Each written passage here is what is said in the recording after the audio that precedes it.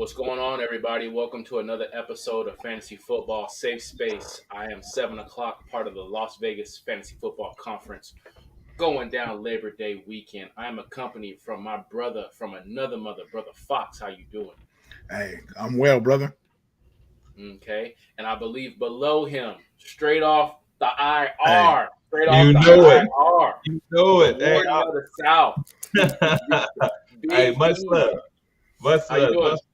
Thank you, man. Hey, I'm blessed and highly favored as always, man. I appreciate you, for having me, man. I always love talking to y'all guys. Let's get it. Let's do it. Before we set things off, got to give a shout out to the Fantasy Football Network. They let us do what we do so well. Yes, Shout sir. out to the Melon app because without their app, we wouldn't be able to stream to you guys. So we appreciate both the Fantasy Football Network and the Melon app. Brother Fox, how can the good people take care of us? As always, y'all can give us that HBO special. If you don't know what the HBO special is, it's the Help a Brother Out special. So help a brother out. Hit that like button, subscribe. It goes a long way, and we truly, truly, truly appreciate it. No doubt. There it is. If not, like your mud. Look. Let's see. Hey, we right got on schedule. Right Albert. Hey. That's my guy. Albert is faithful. What's good, Albert, man? Hey, salute, man. Hey, you a good dude. Albert might get a Christmas gift. I got cousins that don't show as much love as Albert does. Hey. That's right. They do something. At least a Christmas card, for real. At least a Christmas card, right? Bare minimum. Mm-hmm. Yeah. But let's get into the episode. Ooh. Another one. Let's sprinkle on that. That's why I said, love that. How you doing, family? Hey, man, this is the injury and suspension episode. It's the off season. You don't have a whole lot to talk about. We're in that kind of desert time where it's post free agency, post NFL draft, but it's not quite preseason OTAs just yet, or I should say preseason, not just yet. So, without further ado, let's get into Deshaun Watson because Pro Football Craze. Shout out to Pro Football Craze. He released some information. Deshaun Watson looking at 4 to 6 games. Does that change where you guys are going to take him this year? Big E. Well, for me, not so much. I mean, just 4 to 6 games is still it's unknown how many games he's going to get. I mean, you can speculate. That's the man. They said a year, then they said 6 games. That was the talking about it might come out tomorrow. That'd be 6 games. Now they're saying 4 games, and it just depends on where he's drafted. If it's 4 games, I probably would take him higher. Definitely, I think we all would.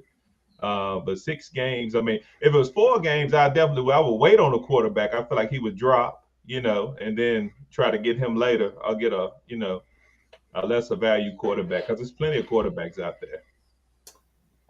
I agree. What you got? Absolutely, I feel the same way. It's there's so many quarterbacks, and there's not much that separates even the top 3 from the top 10. So the value that you would get on the Deshaun Watson, and hell, maybe like the 11th round, because people have forgot about him or because he's suspended, you might be able to get that quarterback, stash him on the bench, and once that suspension is over, be able to cook in your league. Yeah. Kind of piggybacking what I said a few episodes ago on the quarterback ranking episode. I like maybe Russell Wilson in the 8th, and then maybe Deshaun Watson in the 12th or 13th round. Before you take your defense and your kicker, maybe get Deshaun Watson, and then just play the hot hand for when you're during the playoffs in the final stretch of the regular season. Mm-hmm. We're on suspensions. Let's talk about Alvin Kamara, man. I have seen him go 2nd round, kind of early in the 2nd round. For me, that's just too rich for my blood for a guy who's looking at another 4 to 6 games. People don't talk about it, but his health, he always misses 1 to 2. On top of that, he's a light blue tint boy. No doubt. Baby blue tint boy. Baby Carolina. Yeah, he on the Carolina squad. Know it. Blue Devil. No, but what are your thoughts, Brother Fox, on Kamara's kind of going early, mid, 2nd? Do you think that's a little too pricey? What are your thoughts? That's a little too rich for my blood. I feel like he's going early to mid 2nd because of name alone. And sure, the man can be incredibly productive, but if he misses 4 to 6 games, that's a lot. He's putting his team in a hole, especially drafting him second round. Now, if you could get him in the third round, particularly like late third, that'd be a steal. But I wouldn't take him before the third round. That's just me personally, because of the lengthy suspension. What you got for us, Biggie? Yeah, I feel similar. Like I said, late third. But for me, I would even try to trade if I got him in the late third. Because you got to get into football shape. Nobody knows how he's gonna come in. I mean, they said just the allegation of you hitting somebody with the NFL is 6 games. Mm-hmm. So they can add more to that. You know what I'm saying? And then they're saying that we haven't seen it, but they have the tape. You know what I'm saying? That he was the aggressor, and after the man was down on the ground, he jumped on him some more. Now, all this is speculation. We haven't saw the tape. Mm-hmm. But at the same time, getting him in the third round, I would say even fourth, he would be a good piece for me to try to draft if I saw him at value, maybe add another player with him and get a good piece, that for my team. Yeah, I feel you. Do you guys, just a quick playing devil's advocate, Albert said middle of the third is where I'd like to take a chance on Kamara. I like that. Yeah. So guys that are going in the third that don't have suspensions, Josh Jacobs, David Montgomery, obviously Kamara has top 5 capability. Montgomery did finish as a top 5 guy 1 year, I think 2 years ago, but a consistent top 5, do you take David Montgomery over Kamara? Like, where do you guys draw the line? If you guys can think of a running back, do you take a James Conner who's going late third round before, do you want, let's say, 14 to 16 games of James Conner, or are you going to go with 10 to 12 games of Kamara, assuming Kamara doesn't get hurt? It's hard to compare James Conner to Kamara only because Conner's coming off the most productive touchdown season of his career. And right. I want to say he had 13 or 14 touchdowns, and albeit he was very touchdown dependent, the man was putting up fantasy numbers, and that's what we're here for. Right. So would I take him over Conner at this point? Facing a 4 to 6 game suspension? No, but that's where that whole mid third round comes up, and Conner's probably going to go mid to early third. So I would think that he would fall in line. I wouldn't mind taking Kamara at the 6th pick in the third round. I'm kind of on the same thing. I definitely would take Conner. I would take Jacobs. You gotta go with production. You can't, I don't know what this guy's situation is going to be. Right. I mean, I've lost. It seemed like my last 3 years trying to, go out with a 4th round pick that I'm just assuming might produce, and I've lost every time. So I'm looking for production this year. I'm looking for production. If you produce, I'm drafting you. I can't go out for suspensions, injuries, anything like that. I'm coming for the W. Albert makes a really good point. If you take him, you got to be prepared to take Mark Ingram in the later rounds. That could be enticing. Mark Ingram as your flex until Kamara comes back, but you still got to draft Kamara either on the turn, back end of the second, early, probably realistically early or the third. Because all mocks that we've done, he's gone second round, and this is almost all analyst leagues mocks that we've hosted, and the few that I've been a part of, he's never made it to the third round. And maybe when that suspension hit, that value will drop. Hey, that's true, and you got to watch somebody who will snipe Ingram. You know what I'm saying? Somebody will snipe Ingram from you, and then hold him hostage and try to trade for him. You got to overvalue, to get Ingram just so you can, save your pick. I'm not doing that's a Alexander Madison move. I'm not messing with it. Yeah, right. I hear you. I couldn't agree more. Since you just had the hot hand, Big E, what are your thoughts? My younger brother, shout out to Angelo, was asking me where do I value Hopkins, and I think he's a good 7th round pick after you get your starters. Maybe you flirt with a tight end or a quarterback and then get him. What are your thoughts on DeAndre Hopkins? A guaranteed 6 game suspension, gonna come back, maybe have a little bit of juice and but he's also going to have Hollywood, AJ Green, and Rondale Moore. I mean, he should still be the alpha, but it's a lot of mouths. And I think Ertz. I don't think they signed AJ Green. Did they not? No, I'm not sure they did. But either way, it is still a lot of mouths to feed, like you said, with Ertz, being there. I still with Hopkins, I still would take him. I think he should go in the seventh, but I would probably get him in the sixth, and I would. I mean, just because people are gonna be waiting for him to drop in the seventh. So if you're gonna jump up and get a player like Hopkins, you try to get him in the sixth because he always produce. If he doesn't get hurt, slightly blue tint, got a hue to him. He got a blue hue. Yeah, yeah. So deep, we gotta watch it. Deep bruised thigh. No doubt, no doubt. But like in the last draft, when I got, if I get Hollywood, I would definitely try to get Hopkins quicker if I had Hollywood, just because I think that I could trade Hollywood maybe or keep them both. Yeah, is Hollywood the Mark Ingram in this situation? Yes. Oh, absolutely. Yeah, absolutely. Without a doubt. What you got, Brother Fox? Yeah, so I couldn't agree more with Big E. DeAndre Hopkins is incredibly talented, and we all know what he can do on the field when he's healthy. He is missing a full 6 games. So, and again, like as Big E said on a previous on Kamara, is he going to be in football shape? Yeah. It's probably going to be week 8 to week 9 before you can actually see true production from DeAndre Hopkins. So, grabbing someone like Hollywood earlier, and then having him as the backlog is definitely ideal. But I would say, I truth be told, I still wouldn't take him before the 7th. Like I feel like there's too much talent out there, and around the 7th round is when I'm going to be eyeing my quarterback. Just no joke. Right. So I don't know. Yeah, Hopkins, I would definitely look at it. I would use him more as a trade piece for if I saw somebody, go up there and pick pick Hollywood and say the 5th round or something. I'm looking to snipe that person and trade later in the season. No doubt. I like it. Since we're talking about this guy didn't come off a suspension, but since we're talking about receivers, Michael Thomas, slant boy. He's got a quarterback with a live arm. He's not with the older, accurate, kind of intermediate thrower in old man Drew Brees.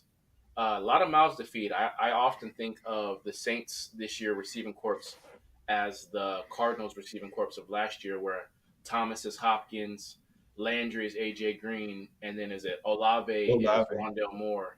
It's like that Spider-Man meme. You can kind of see them pointing at each other. Mm-hmm. A lot more mouths to feed. Jameis Winston is the quarterback. We haven't seen this guy in almost a year and a half. What are your thoughts, Brother Fox, on Michael Thomas? Trending towards the 7th, 8th round, I believe. This is probably one of the most difficult ones to predict. Mm-hmm. We've never seen Michael Thomas without Drew Brees like that production. And, being as they did pick up Chris Olave early in the pick 12, they're going to feature him, and he has that ability to take the top off the defense. And, Winston, kind of like Mahomes, he likes to go deep. So I definitely, I feel like the ADP is spot on this one. There's a reason why he's been falling is because we don't know he's been out of football for almost 2 years now, 2 full seasons. So it's hard to predict, especially at the receiver position, what he's going to be able to do. Now, is he immensely talented? Yes, but I would hold off. Truthfully, between 7th and 9th round is the only times that I would take that risk. Sarcastic. Slam Boy might be a sneaky play, but it's unknown about him right now. He isn't at camp.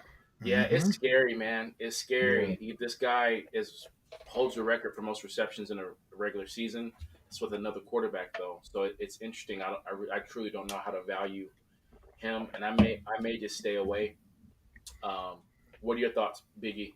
Yeah, I definitely feel. I mean, Drew Brees was mud, man. Drew Brees was mud those years when he got all those catches. We know that. I mean, probably some Saints fans on here, and they'll say that he was mud. So I mean, he was throwing shorter routes. Obviously Thomas. They had a small clip. I don't know if y'all see it, but you can look it up on YouTube of him working out. He has been working out. And I just wasn't impressed. I mean, I wasn't impressed. He's running his slants and different things like that. But it's early in this, working out for the season. But he looked he looked really average. And I mean, you got Olave coming in. I mean, you got Landry. I mean, even though he's coming off of an injury, he stays hurt sometime. But to be out 2 years, I mean, basically 2 years. I mean, and come back in. I'm not looking for much. I'm not going to draft him. Like you said, ADP is spot on. 7th, 8th, I would do that. Yeah, he's someone I might dabble with in the 7th, 8th round. I mean, 7th is. I feel like Brother Fox said. That's when I'm looking at my quarterback. That's when I'm looking at Hurts, maybe Russ and Stafford in that 8th round. Maybe I might even wait late 8th and 9th to see if Dak falls. But Right. he's not someone I would trust regularly. At least not to start the season. Maybe you get him in the 8th, and then after week 3 or 4, he's your flex. We know the talent is there. We just don't know if the hunger, desire, and the health are there. That's right. Our favorite, it's gotten kind of starting to wear me a little bit. J.K. Dobbins is rumored to not quite be himself. Mm-hmm. Looking at what a Devontae Freeman did, offered excellent flex play. You see someone like a healthy Dobbins can only, that would be his floor as a flex. He should be a lock as an RB2 with RB1 upside. Big E, what are your thoughts on our boy J.K. Dobbins, who's kind of falling out of the 3rd right now and looking at an early 4th? Yeah, I'm falling on him too. I hate to say it because we've really been on him. I mean, I was like, hey, don't sleep on Dobbins. But I mean, to hear more about his injury, with the ACL, and then they said the LCL, and then they were talking about, I mean, everybody saw how he got hit when the guy came in. It was just like a sideways hit. Yeah. They say your LCL normally doesn't get hurt, so they're saying that Gus Edwards is going to be more prepared than he will at the beginning of the season. So they're saying that it might go 4 weeks into the season before you even start to see him playing. So they were talking about as a guy, I hate to throw names out there, but was it Tyler Beatty?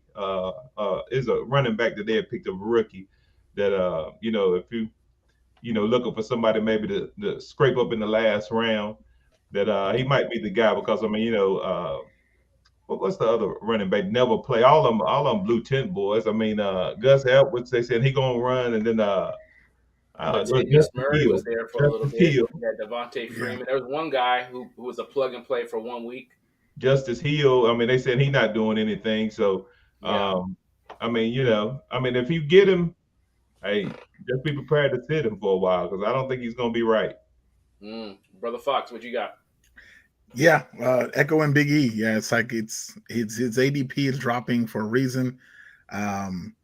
When it comes to this team, this entire Ravens team as a whole, they are probably the biggest question mark coming into the season. They have like so many injuries. It's like from Lamar Jackson to J.K. Dobbins to Gus Edwards to Ronnie Stanley, Marcus Peters. That entire team is like, this is like a redemption year. So are we going to see their best football at the beginning of the season? Probably not. I would say by mid-season, you'll probably see them back to form of how they looked, say, 2 years ago. But it's gonna take some time. It's gonna take some time, and especially coming off an ACL injury like J.K. Dobbins was. That he might be physically healed, but mentally it takes that preparation for you to be able to push off and use that power in that leg again.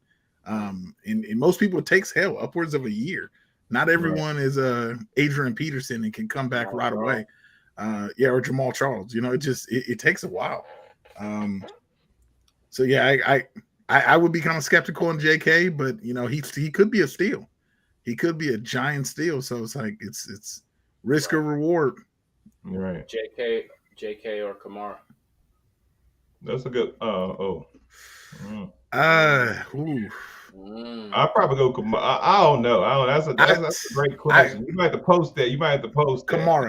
Kamara. No I'm thinking Kamara. Yeah. Okay.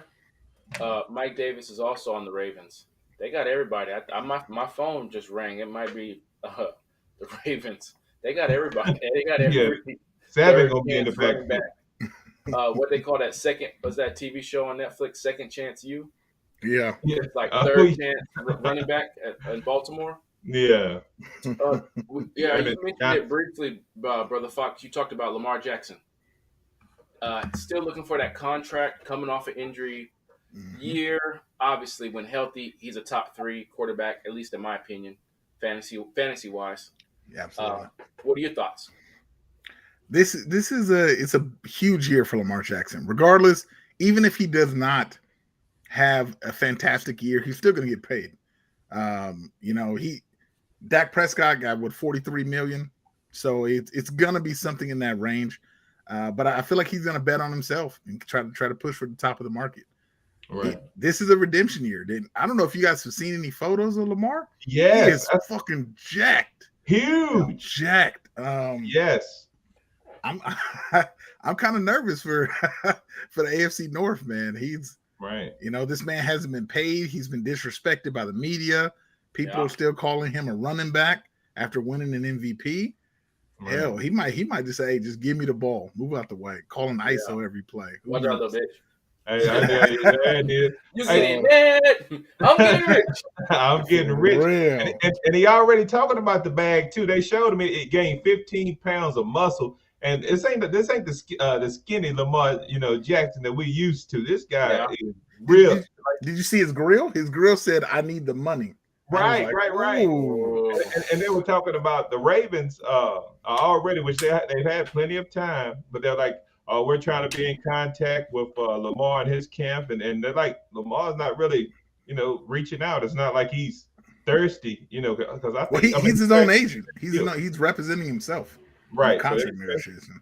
He's thirsty to get on that field and get that bag. He's gonna get it either way. But I mean, if they're smart, they might want to pay him now. And might be a big contract. Yeah, for sure. We were talking about running backs earlier, and we have 2 kind of top 5 potential guys, and Derrick Henry and CMC. What are you guys' thoughts? I know neither one of them had any ligament damage, which is always a bonus. Henry didn't look bad in his playoff appearance.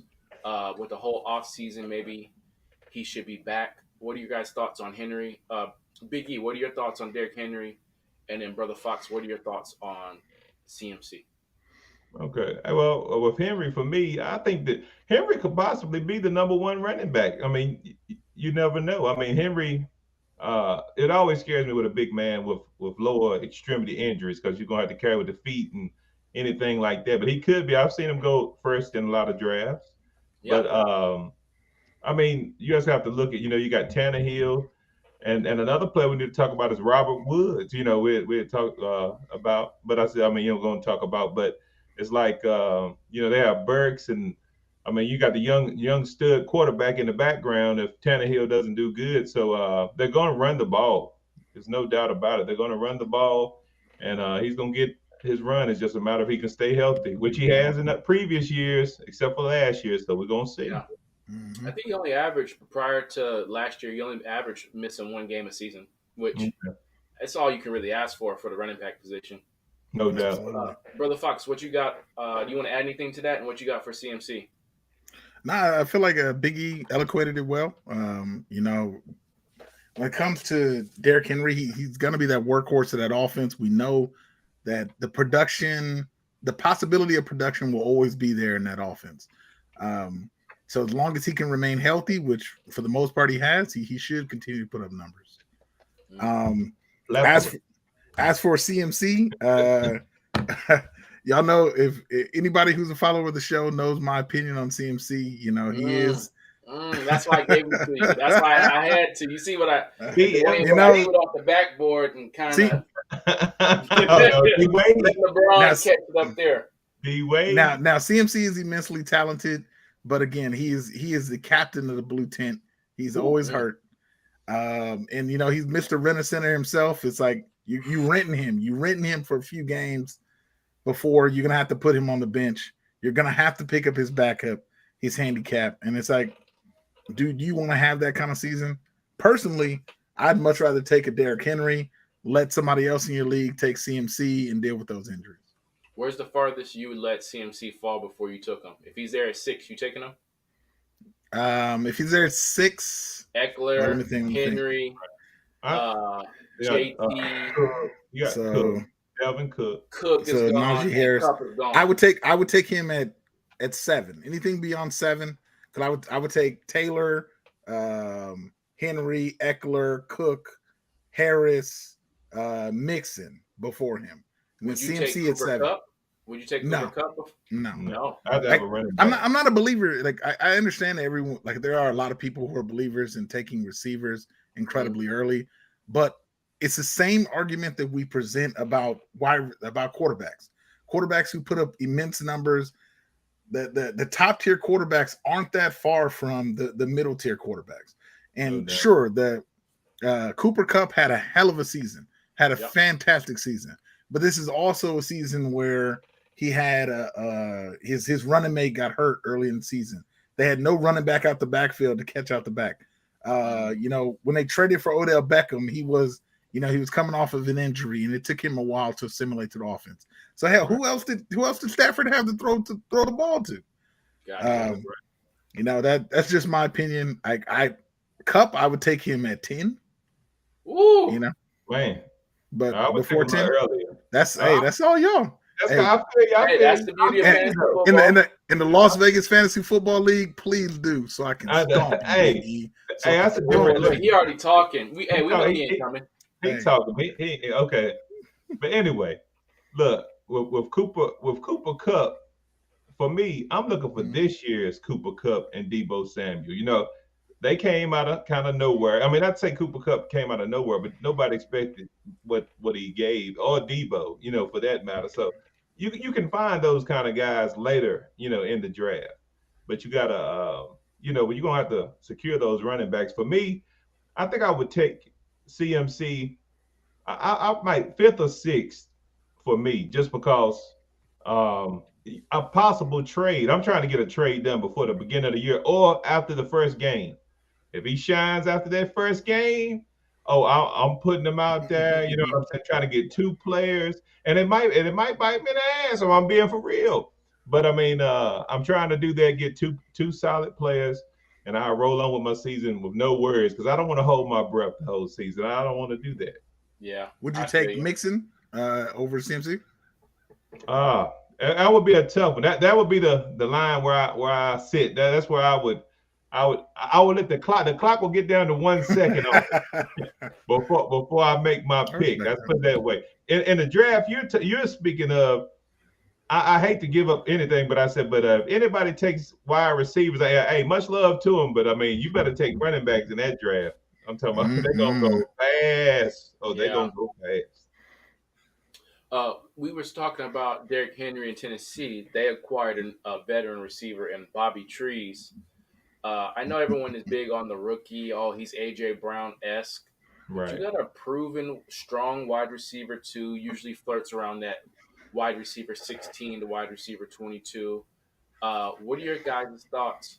And his current ADP, I mean, he's what, like going 8th, 9th? He's going in that Michael Thomas realm. What do you guys think? He should be healthy? I feel like Robert Woods, this could be a benefit for you. The fact that he's falling in the draft, that you potentially could get a workhorse in an offense. Robert Woods has always put up consistent numbers when he's healthy. Yep. And again, having a rookie on the opposite side, like Tannehill's trying to win. Tannehill's trying to keep the starting position. He realizes last year he had the number 1 seed before getting knocked out in the playoffs. There's a lot of good quarterbacks that are coming out soon. And Tennessee has always been a question mark. So you got to think, like, Tannehill is playing for his job. Is he gonna, is he gonna throw it to a rookie wide receiver? Or is he gonna go to a veteran who's gonna be on time in his routes? Who's also trying to get that bag? He's trying to get that final contract. So I just look at, like, Robert Woods. You can get him in the 8th, 9th, 10th round, and he could be a solid producer for you. In worst case scenario, you trade him. No doubt. Yeah, I was thinking the same thing about Robert Woods, but I was thinking, I heard he had 4 years left on his deal. Now I'm not sure now. I mean, but I'm pretty sure that's what they were talking about, earlier when I was looking it up. But he had got, Robert Woods, like one of those guys that I'm just a fan of. He kind of like an underdog kind of guy who's at Buffalo. Then he really got his claim to fame when he went to the Rams. And I mean, you just root for him, but he is 30 years old. I mean, he could play any position. You put him in the slot, you put him anywhere, and I mean, he could shine. But I mean, tearing your ACL like kind of mid-season, and like you said, everybody ain't Adrian Peterson. I mean, so will his body recover? I don't know. Fair enough. Edward said, "Is it smart to draft top two QBs in rounds 3 to 4 during the season? Trade for a 2-for-1." I don't think so, especially in a one quarterback league. Right. Quarterback is the deepest position. I mean, what did we say? We said we all had like Allen and Lamar and Pat, Kyler, Russ, Hurts, Dak, Stafford, Brady, Rodgers, Derek Carr. And Derek Carr just got who? Adams, Waller, and Renfro. Right. No one's going to trade with you, and now you're going to be out of either a third or a fourth round pick. I wouldn't do it. I would draft one maybe in the 4th, and maybe get another one in the 9th, so that way you can at least get your starting position, get your running backs. Maybe you take Dak like in the 9th or something, or maybe get Derek Carr in the 10th, 11th round. But I wouldn't advise using your 3 and 4 pick on 2 quarterbacks. Yeah, I think that's kind of tough, unless, like you said, if you have a 2 quarterback league, Super and I mean, flex, like I said, super flex, I would use those only 3rd and 4th. The 3rd and 4th pick I would reserve 4 quarterbacks. I wouldn't get nobody any earlier. You know what I'm saying? Than that. Yeah, someone in your league could easily take Derek Carr in the 10th, and then take Deshaun Watson in the 13th, 12th round. And Derek Carr was top 3 in yards last year, and now he got Devontae Adams. And a healthy Darren Waller. Yeah, you sit there with two elite quarterbacks that you can't play. Yeah, you're gonna end up having to give up, and then that you're losing out on running backs. That you're losing out on the Montgomerys and the Jacobs and the Connors, and even maybe even Kamara. Once the news drop. Chris Godwin, someone who I don't know why I've just never been a fan of. He's talented. I don't know. It's something about him that I just never quite trusted him. Kind of like Aaron Jones. It's someone I just will never draft for whatever reason. Right. Looks like he might be back. It's kind of iffy. Obviously, we're all big on Evans. I feel like the Evans hype is just growing and growing, where he might sneak into the 2nd round. But Godwin is going in that 4th to 5th round with the uncertainty of being there week 1. Brother Fox, what are your thoughts? I've never been a huge Godwin fan, just being 100% honest. Yeah. He's kind of on my list of people who I'm staying away from this year. Tom Brady's production has been very good over these last 2 years, but I don't know. It kind of started to teeter off towards the end of last year. Yeah, and I'm just I'm kind of nervous coming into the season. Like the bulk of their first downs in that offense was Gronkowski, and Gronkowski said he's not coming back. So I'm worried. I'm worried about them, and the fact that it's going to take him a while to, even like as Big E said earlier, even when you're hurt, people underestimate the time that it's going to take to come back, and then even to get into football. Yeah, no doubt. So it's deducted for you until week 4. Week 4 or more, and that's like that. Those are games that you potentially could have had. If he's going in with the 4th or 5th round, like you could have had a Terry. That's Allen Robinson. That's a DJ Moore. Exactly. There's too much production out there to take a risk on someone who's injured that early. What you got, Biggie? Hey man, first off, put some respect on Aaron's name, man. Put some respect on his name. But yeah, I think we're all in agreement. I'm not a Godwin fan, and I think it was sort of, you saw him in the playoffs dropping passes. Brady was hitting them with some decent balls. I mean, even in the Super Bowl, I thought he, when he played, he was dropping, passes. He went back to him, and he did a few big things during that whole playoff stretch. Anyway, you know what I'm saying. But yeah, I'm not. He's a guy that I'm not targeting as well. He reminds me of um, I don't. He just reminds me of a like guy like Dobbins. I just don't want to be anywhere near these guys. These are people that, I mean, unless you're going to trade them at the beginning of the year, because for the name's sake, kind of like a Michael Thomas, you can use that name and get somebody else. But if you're not looking for a trade, you're looking to keep them the whole year. No. Same with Robert Woods. I feel it. I feel it. Shout out to the Fantasy Football Network. Shout out to the Melon app for letting us do what we do so well. Before we call it a wrap, gentlemen, let's talk about Russell Wilson. No doubt. Missed a lot of last year, missed a lot of football, new location. I feel like everyone's got to put up points in the AFC West. I mean, points per game, that division is going to be crazy. With Mahomes, Herbert, Carr, and them and that offense, and now he's got someone in Drudy and Sutton. He's got Williams and Gordon out of the backfield. What are you guys' thoughts on a Russell Wilson? Biggie, go ahead and get in there, man. Oh shoot! I was gonna let my man go, but that's what's up. Hey, Russell Wilson, I think he gonna cook. I think he gonna cook at the beginning, like always. I mean, it's gonna hurt with Judy. It's gonna hurt with Judy, of course. But we all know the Raiders gonna win that division. I mean, it's no. I mean, there's no question who's gonna win the division. It's just a matter who's gonna come up in second place. That's a good call. Second place, Kansas City. I can see that. But the paper champion is gonna fall off, and Denver don't have the talent. They got two running backs competing. It's a little messy. The rest gonna cook hot dogs. That's right. For the first 4 games. What you got, Brother Fox? Now, all right. I've been saying this for years that I honestly have felt for a while that the Denver Broncos were competent quarterback play away from being a very, very talented team. Their O-line and D-line leave something to be desired, but their linebackers as well as their DBs as well as in their receiving crew is just incredible. Like, this might be one of the best receiving crews that Russell Wilson has ever had. Right. Plus, being as they were 4th in the division last year, he's having a 4th place schedule. Right. They start off the year in Seattle. Hell, he's going to put up a 40 burger in week 1 to build their confidence. I hate to say this, but I think Russ is going to sneak them into the playoffs.